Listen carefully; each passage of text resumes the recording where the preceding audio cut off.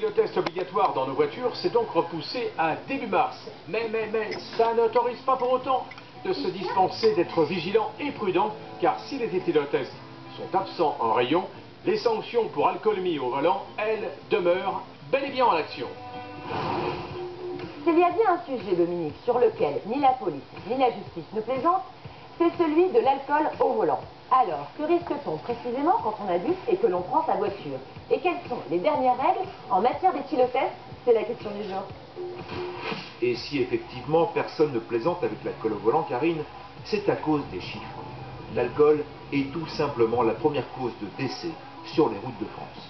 C'est presque 1000 morts par an, ce qui est tout à fait dramatique, et notamment pour les jeunes de 18 à 25 ans. C'est la première cause d'accident mortel, et c'est un des seuls chiffres qui malheureusement ne baisse pas. Que dit la loi? C'est simple, il est interdit de conduire avec une alcoolémie supérieure à 0,25 mg d'alcool par litre d'air expiré, soit l'équivalent de 2 verres de vin de 12 centilitres. À partir du moment où vous avez dans l'air plus de 0,25 mg d'alcool, vous êtes poursuivi pour les 5 contraventions. Et sanctionné principalement par une amende de 135 € et un retrait de 6 points. Mais il existe un deuxième palier plus grave.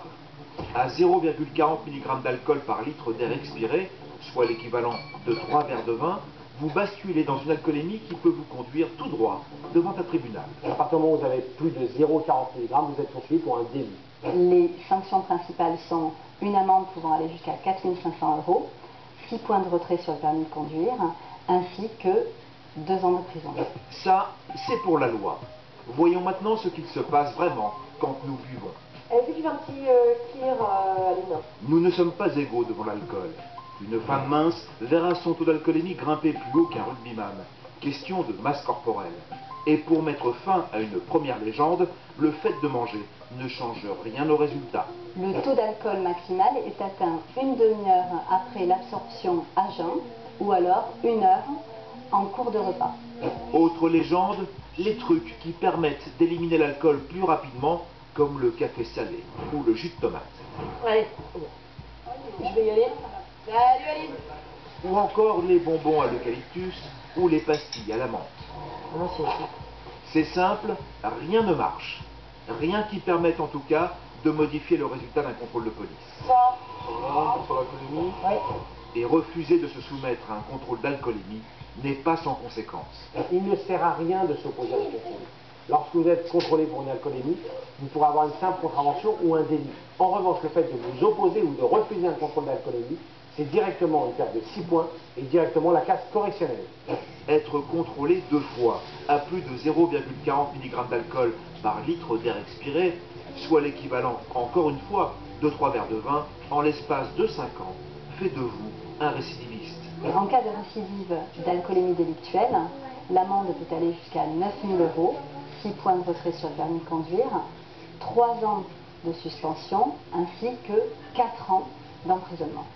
Pour éviter les problèmes d'alcool au volant, surtout après un dîner bien arrosé chez des amis, il est préférable d'attendre sur place que l'alcoolémie retombe naturellement. Finalement, Aline, en fait, je pense que je vais dormir là. On leur propose toujours, mais c'est vrai que des fois, ils insistent pour rentrer. Et... Lorsque c'est nécessaire, ils restent à la maison. On a la chance d'avoir de la place. Et si vous avez un doute quant à votre alcoolémie, vous pouvez toujours utiliser un éthylotest. Oui, encore faut-il en trouver un, car en ce moment, il y a rupture de stock. Depuis le 1er juillet 2012, il est obligatoire dans chaque véhicule. Mais attention, il n'existe que 2 fabricants homologués, Contralco et Redline.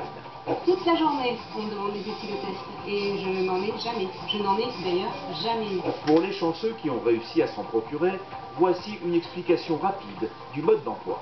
Donc il suffit de souffler dans le petit ballon. Et vider l'air totalement en 15 secondes. Allez-y franco. Vous êtes positif si les cristaux deviennent verts et qu'ils dépassent le trait. La difficulté n'est pas tant dans l'utilisation que dans la lecture du résultat. Il n'est pas d'une précision absolue, surtout si vous êtes à la limite du seuil légal. Et si malgré tout, vous provoquez un accident corporel sous l'empire d'un état alcoolique, cela peut avoir des conséquences sur le plan de l'assurance. Si vous avez un accident grave, par exemple, avec un taux d'alcoolémie plus important que ce qui est autorisé, eh bien, évidemment, l'assurance, ça sert à ça, vous indemnisera pour les dommages que vous avez causés à vos passagers, ou aux personnes qui ont été impliquées dans l'accident, évidemment, il est bien possible que l'assurance ensuite résilie votre contrat. Pour être complet, sachez que la verbalisation pour défaut d'éthylotest à bord d'un véhicule ne débutera finalement qu'en mars 2013. Pour conclure, disons que la loi ne laisse aucune marge à ceux qui persistent à conduire après avoir bu.